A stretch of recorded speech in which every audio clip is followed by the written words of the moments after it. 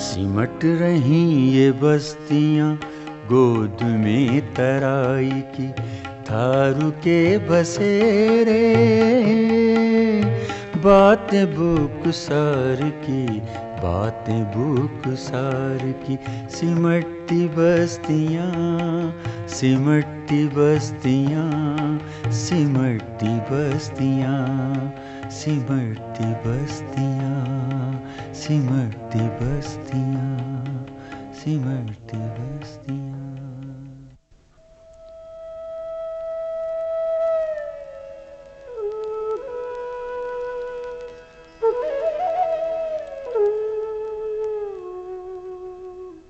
उत्तरांचल राज्य की तराई बाबर पट्टी में बसी थारू और बुक्सा जनजातियों का इतिहास सदियों पुराना है।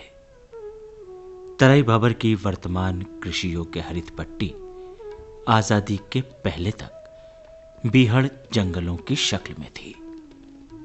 बियाबान जंगलों में अन्यत्र से आए राजपूत राणाओं ने शरण ली।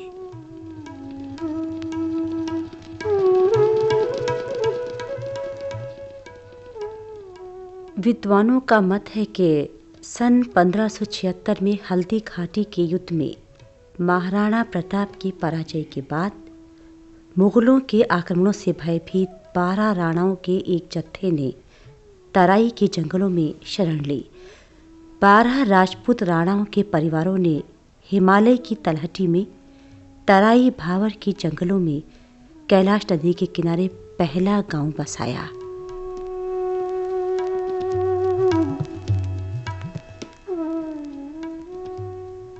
राजपूत राणाओं का तराई इलाके में ये पहला पड़ाव था। इस कारण इस गांव का नाम 12 राणा पड़ा। आज ये गांव उत्तरांचल के जेल विभाग के पास संपूर्णानंद जेल कैंप के रूप में है। राणा थारुओं का इतिहास यहीं से शुरू हुआ है। आज भी इसके अवशेष यहां पर हैं। यहीं से थारुओं का प्रादुर्भाव माना जाता है। इसलिए थारू स्वयं को सिसोदिया वंश का राजपूत राणा मानते हैं। इन 12 परिवारों की आबादी बढ़ती गई, नई नई बस्तियां और गांव बसते गए। 12 राणा गांव के पड़ोस में ही अपने सिसोदिया वंश के नाम से सिसोना ग्राम बसाया। कालांतर में उन्हीं में से राणा वीर सिंह ने अपने नाम से ग्राम बिरिया बसाया। राजा रतन सिंह के नाम से रतनपुर, पूरन सिंह के नाम से पूरनगढ़ और प्रताप सिंह के नाम से प्रतापपुर बसाए गए।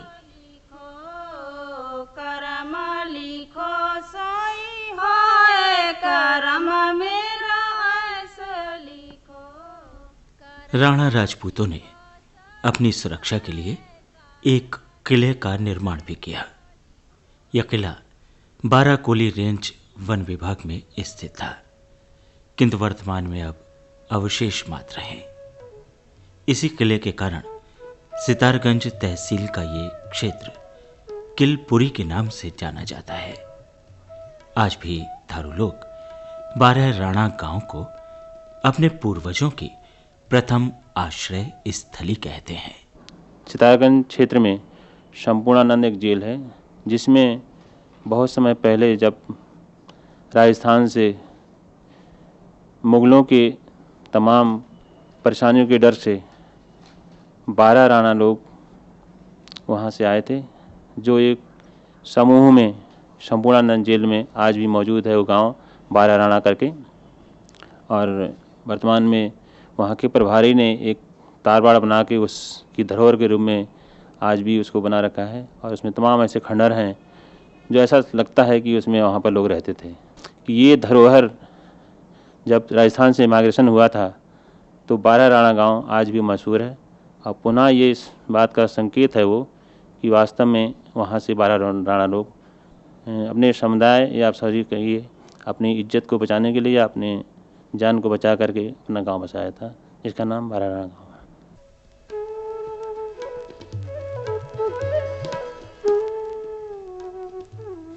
थारुओं की भांति बुक्सा लोग भी 12 राणा गांव की चर्चा करते हैं। बुकसाड़ में भी लोग इस इलाके में अपनी शुरुआत 12 राणा गांव से ही मानते हैं। थारुओं को स्वयं से अलग मानते हुए भी अपने से मिलता जुलता कहते हैं। बुकसाओं के संबंध में थारुओं की बिल्कुल अलग विचारधारा है। बुकसाओं के बारे में बताना चाहूँगा। बुकसा और थारू में वैसे तो वो थारू कहलाते हैं, मगर हमारे आपस में शादी ब्याह नहीं होते हैं। वो भी अपने को उच्च समझते हैं और हम भी अपने को उनसे उच्च समझते हैं। ऐसे हमारे और उनके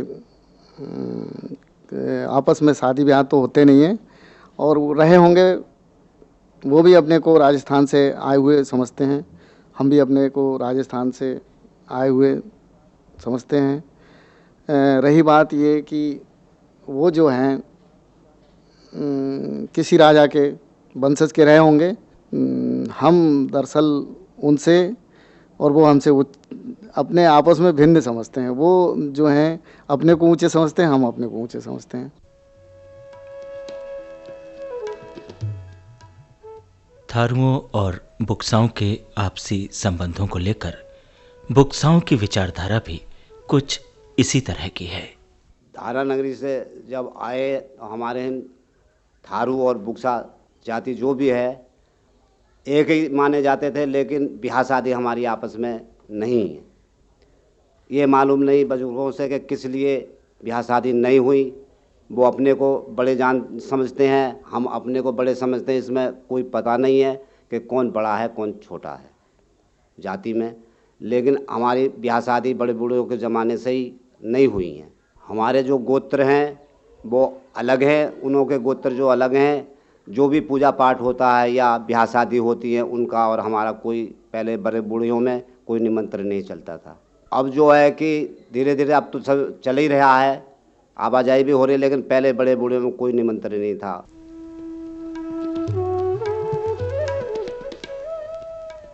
वर्ष 1991 की जनगणना के अनुसार बुकसा जनजाति की कुल जनसंख्या 39,195 है और इसका भी 70% भाग तराई पट्टी के बुकसाड़ क्षेत्र में है। प्रारंभ में लगभग 400 गांवों में बुकसा लोग आकर बसे थे और अब इन गांवों की संख्या सिमटकर लगभग 160 रह गई है।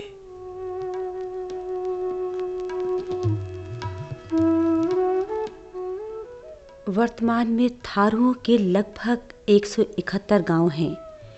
खटीमा और सितारगंज की तहसीलों में थारुओं की लगभग 75,000 जनसंख्या है। जनसंख्या से पुष्टि होती है कि थारू जनजाति की आबादी बुकसाओं से लगभग दोगुनी है। आरंभिक काल में इन जनजातियों ने कठिन जीवन यापन किया। अपने अस्तित्व को बनाए रखने के लिए इन्होंने सतत संघर्ष किया। जंगली जीवों के बीच रहते थे और जंगली जानवरों के शिकार से जीवन यापन करते थे। ये लोग हिमालय की तराई में मजबूती से पांव जमाने में किसी न किसी तरह से सफल हुए।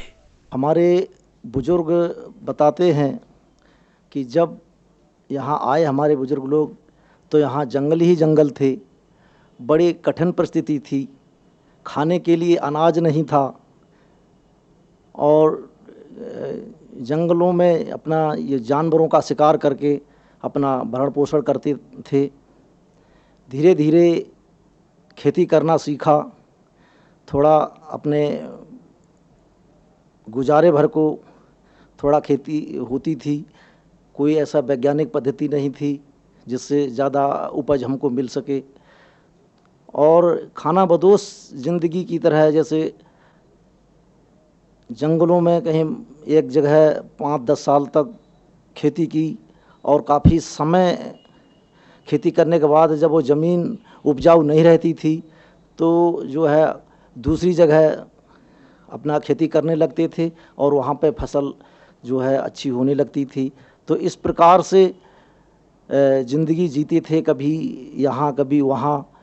और जो महामारी थी वो हमेशा उसका डर लगा रहता था गांव में जब महामारी फैलती थी तो गांव के गांव नष्ट हो जाते थे, कोई शवों को उठाने वाला नहीं होता था। पूरे गांव के गांव, कभी कभी तो हमारी दादी माँ बताती थी कि जब एक बार महामारी फैली तो बैलगाड़ियों में शवों को लाद कर जंगल में एक साथ 10-10, 20-20 जो शव है वो जंगलों में जलाया। तो ऐसी कठिन परिस्थिति में भी हमारे लोग यहाँ मतलब इसको आबाद किया है।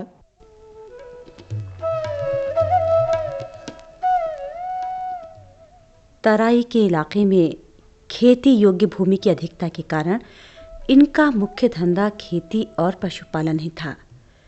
यदि किसी गांव की भूमि की उर्वरा शक्ति कम हो जाती थी तो ये लोग कभी कभी पूरा का पूरा गांव उठकर नई जगह नया गांव बसा लेते थे।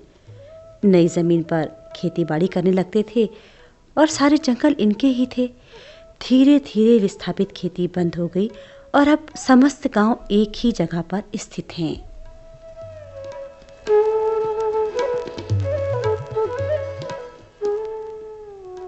थारू और बुक्सा जनजातियों में भी जातियों और उपजातियों का उल्लेख मिलता है। अब तक के सर्वेक्षणों के अनुसार इतिहासवेत्ता थारुओं की 19 जातियां और 73 उपजातियां बताते हैं। बुक्सा जनजाति के लोग भी ऊंच नीच जाति उपजाति की प्रथा को मानते हैं। गांव के गांव एक समुदाय के रूप में जीवन यापन करते हैं, लेकिन पारिवारिक सामाजिक संबंधों को जब स्थापित करने की बात होती है तब ये ऊंच नीच का भेदभाव रखते हैं। बुक्सा समुदाय में सबसे छोटी इकाई परिवार है, जिसका नेता घर का मुखिया होता है। कई परिवारों से मिलकर एक बुक्सा गांव और मजरा का निर्माण होता है।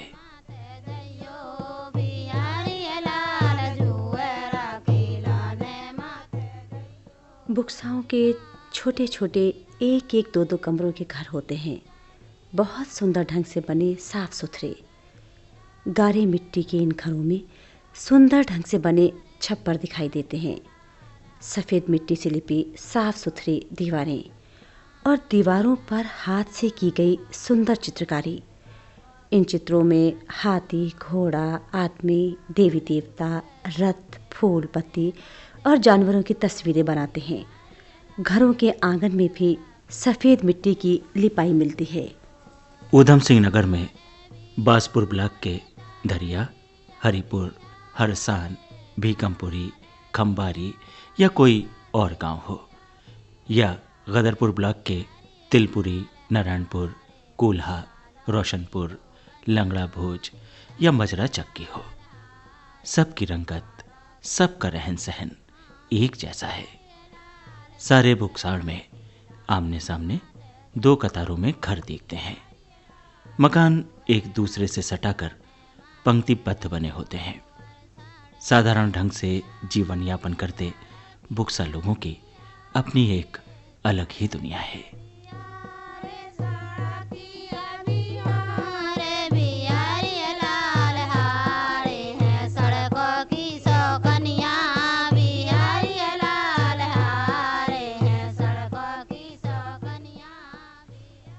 बुक्साड़ की भांति थारूहाट का भी अपना अलग ही ढंग है। 20 या 30 घरों की थारू बस्ती एक पूर्वे की भांति होती है। प्रायः 2 या 3 मील की दूरी पर ये पूर्वे बिखरे रूप में स्थित होते हैं। सुरक्षित स्थानों पर खेतों के पास थारू बस्तियां बनाई जाती हैं। बांस, घास या पत्तियों से निर्मित छप्पर युक्त जो झोपड़ी हैं वो वन्य वातावरण के एकदम अनुरूप दिखती हैं।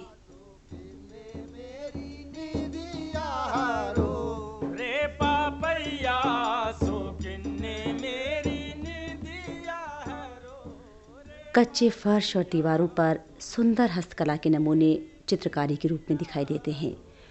हर घर के सामने परिवार का छोटा सा मंदिर, घर के पीछे पशुवाड़ा और सब्जियों की बाड़ी प्रायः हर मकान में दिखाई देती है। और एक ही कमरा है, एक ही दालान है, एक कोने में रसोई की व्यवस्था, ये थारू घरों की खास पहचान है।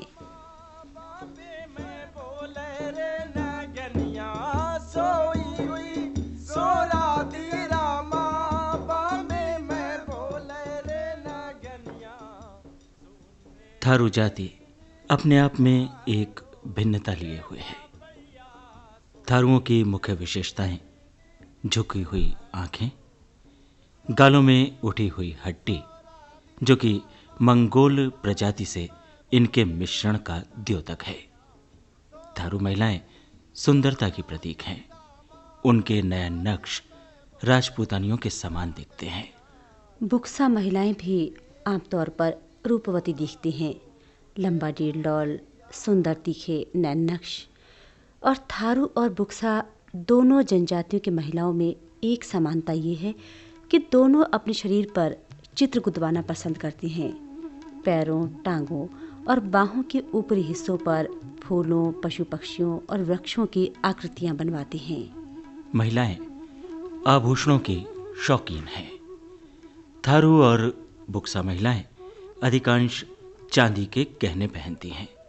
कानों में बालियां, झुमके और गले के आभूषणों में प्रमुख है हंसलुआ, चंदनहार यानी रूपल सिक्कों का हार। बाहों में बाजूबंद, कोहनी के ऊपर चूड़ियां और कलाई में कड़ा पहनती हैं। बिंदिया और बिछुए थारू और बुक्सा दोनों जनजातियों की महिलाओं का सुहाग श्रृंगार है। नासिका में नथ और फूल का रिवाज भी आम नारी आभूषणों की तरह है। थारू बुक्सा जनजातियों के पहनावे में भी काफी कुछ समानता है। थारू स्त्रियां काले, लाल या गहरे रंग का अधिक घेर वाला घुटनों तक लहंगा, रंगीन अंगिया और चोली, काली ओढ़नी पहनती हैं। और बुक्सा स्त्रियां भी घाघरा, चोली और चुनरी का प्रयोग करती हैं, जो कि राजस्थानी ढंग से कढ़ा हुआ होता है। पुरुषों की वेशभूषा भी परंपरागत है किंतु साधारण है। थारू पुरुषों का परंपरागत वस्त्र लंगोटी है। ये प्रायः लंगोटिया फुतई पहनते हैं, जो कि शरीर को कमर से घुटने तक ढकता है। फुतई सीने और पीठ को ढकती है। थारू जन सामान्यतः नंगे सिर और नंगे पांव ही रहते हैं, किंतु विशेष अवसरों पर टोपी और कंबल का प्रयोग करते हैं। बुक्सा पुरुष परंपरागत वेशभूषा के रूप में धोती, कुर्ता, सदरी और सिर पर पगड़ी धारण करते हैं। कंबल का प्रयोग ये लोग भी बहुतायत से करते हैं। वर्तमान में थारू और बुक्सा दोनों जनजातियां परंपराओं से उभरकर देशज सभ्यता से प्रभावित दिखाई देती हैं। मात्र विशेष अवसरों, मेलों, तीज त्योहारों और शादी ब्याह के मौकों पर बुक्साड़ और थरुआट में पारंपरिक वेशभूषा के रंग बिखरते हैं। थारू और बुक्साओं की यही रंग बिरंगी जो पोशाकें थीं, इन्होंने ध्यान खींचा जन सामान्य का और अवसर पाते ही इतिहासकारों ने इसे अंकित कर दिया। थारू जनजाति अपने में एक आकर्षण का विषय है। मैं इस जनजाति की ओर बचपन में तब आकर्षित हुआ जब लखीमपुर खीरी के पलिया शहर में दिवाली और दशहरे के मेलों में मैंने थारुओं को रंग बिरंगे कपड़े पहनकर मेले में घूमते देखा। मुझे लगा कि जनजाति अपने आप में विलक्षण है। इतिहास का अध्ययन करने के कारण जब मैं उस स्थिति पर पहुंचा कि इस जनजाति का अध्ययन किया जा सकता है, तो मैंने लखीमपुर, ऊधम सिंह नगर और नैनीताल की तराई में गांव-गांव घूमकर भ्रमण किया और उस भ्रमण के आधार पर एक विचारधारा थारू संस्कृति पर बनाई और अपने शोध छात्रों को इन क्षेत्रों में भ्रमण करने के लिए भेजा, जिसका परिणाम ये हुआ कि थारू जनजाति और बुक्सा जनजाति का इतिहास जो अब तक अनुपलब्ध था, क्योंकि राष्ट्रीय अभिलेखागार और देश के बड़े बड़े पुस्तकालयों में थारू या बुक्सा जनजाति पर देखने को कुछ ही पृष्ठ मिलते हैं, लेकिन मैंने अपने शोध छात्रों के सहयोग से इनके समाज को, इनकी अर्थव्यवस्था को, इनकी संस्कृति को, इनकी कला को और इनके धर्म और राजनीति को भरसक रूप से तथ्यों के आधार पर प्रस्तुत करने का प्रयास किया है। आज उनके परिधान में, उनकी जीवन शैली में नयापन और आधुनिकता आ गई है।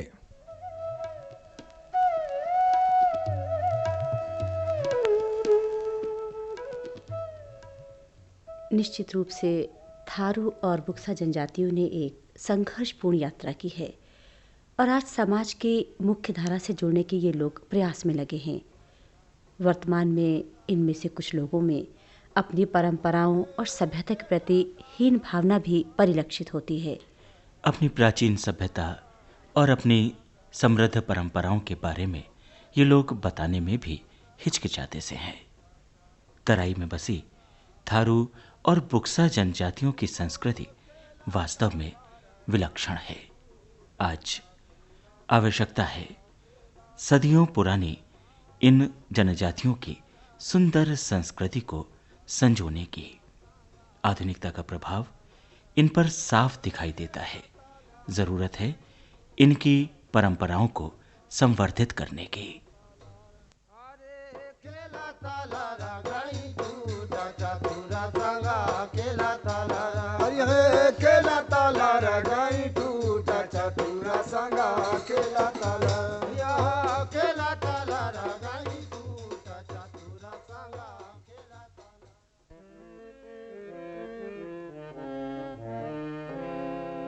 सिमट रही ये बस्तियां गोद में तराई की, थारू के बसेरे